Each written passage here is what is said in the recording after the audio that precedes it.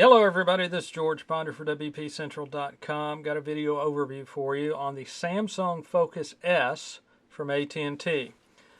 Real quick overview of the device. You've got a 4.3-inch Super AMOLED Plus screen.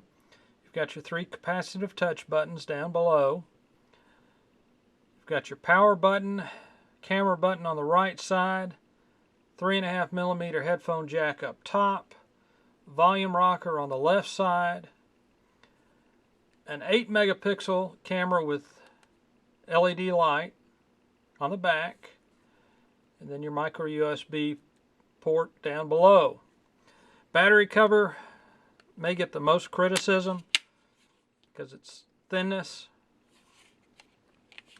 It does snap into place nicely and stays in place nicely. It's not like it's going to peel off. Just got to snap all the little tabs into place. But it fits flush. I mean, it leaves, there's no pocket of air between the cover and the battery. Keeps that thin form factor intact. It's 0.33 inches thin, weighs 3.9 ounces. Feels comfortable in the hand. I mean, it is a large screen Windows phone. But between the lightweight and the thin form factor, it feels real comfortable. Comparing it to another large screen Windows phone over at AT&T, you've got the HTC HD7S. 4.3-inch, what is it, Super WVGA screen. The HD7S is about 0.16 inches shorter. Both are just shy of 5 inches tall. The HD7S is noticeably heavier, weighing in at 5.7 ounces compared to the 3.9 of the Focus S. Thickness, real close. I think it's 0.1 inches difference in the thickness. But the weight is noticeable. Now taking a look at the Focus S compared to the Focus, S is noticeably larger.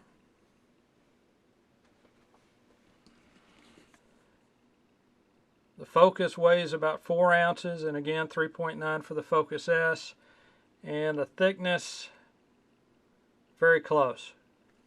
But it's the screen size that's the big difference. And speaking of screens, if you'll notice, both are set to automatic. And you've already seen the Focus S kind of flicker, get a little bright, then dim down. We're seeing this issue with the Focus Flash as well. It seems a little dimmer, maybe a notch dimmer than the Focus when set to auto brightness. We still think it's an issue with the light sensor. But even though it's a dimmer screen, it looks real good. It's very responsive to the touch. No complaints there. I just wish it was a tad bit brighter when it's set to auto brightness.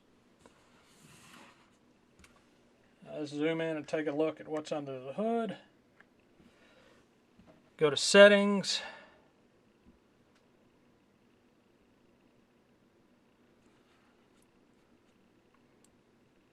You do have internet sharing. You've got to be signed up for a compatible data plan with AT&T to use it.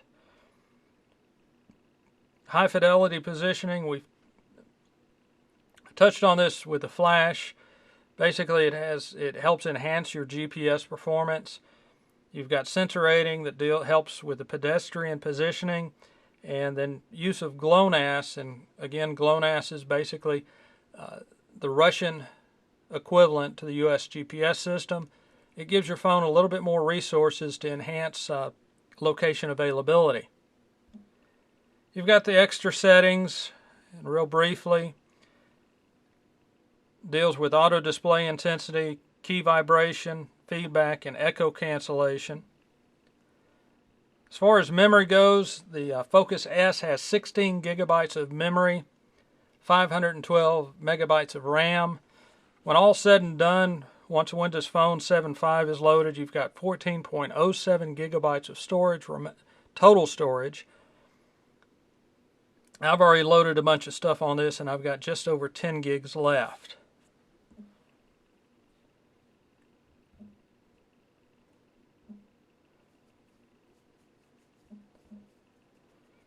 Again, the screen's nice and responsive. Camera button, again on the right side, real nice. You don't have to really twist your finger to get around to it. 8 megapixel camera is really nice. Has nice color saturation, nice contrast, sharpness. You do have the front-facing camera. It's VGA quality.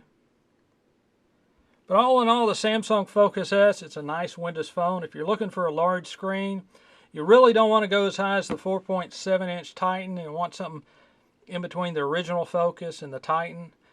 Samsung Focus S is a good choice.